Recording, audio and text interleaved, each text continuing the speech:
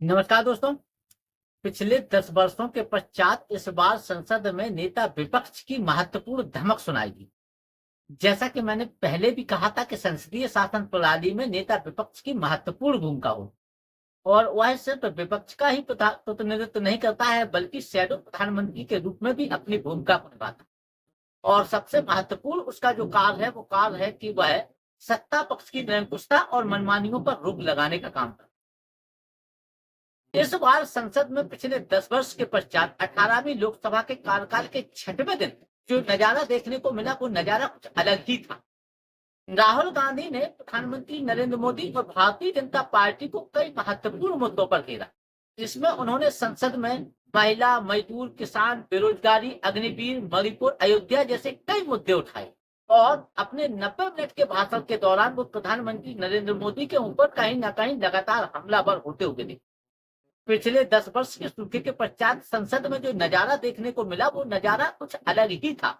उन्होंने प्रधानमंत्री नरेंद्र मोदी और भारतीय जनता पार्टी के ऊपर हमला करते हुए कहा कि सिर्फ नरेंद्र मोदी जी अकेले हिंदुओं के रहनुमा नहीं है, सिर्फ भारतीय जनता पार्टी अकेली हिंदू नहीं है, आरएसएस अकेले हिंदू नहीं है।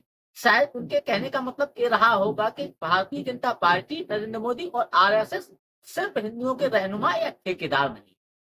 इस हिंदू शब्द को लेकर के संसद में इतना बवाल खड़ा हो गया कि प्रधानमंत्री नरेंद्र मोदी तक को बीच में खड़े होकर के आपत्ति दर्ज कराने। पहले आप उनका ये भाषण सुन लीजिए कि उन्होंने अपने भाषण के दौरान क्या कहा।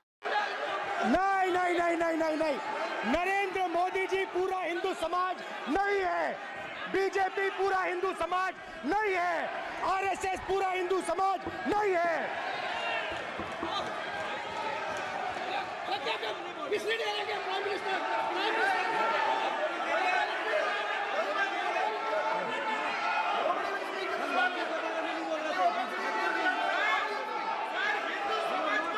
भूपेंद्र यादव जी, ये ठेका नहीं है बीजेपी का।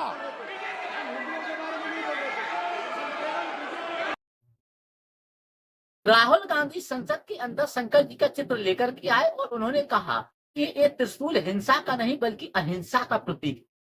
इस्लाम भी कहता है कि डरो मत, गुरु नानक जी भी कहते हैं कि डरो मत और डराओ मत, इवन भगवान बुद्ध और महावीर भी कहते हैं कि डरो मत और डराओ मत।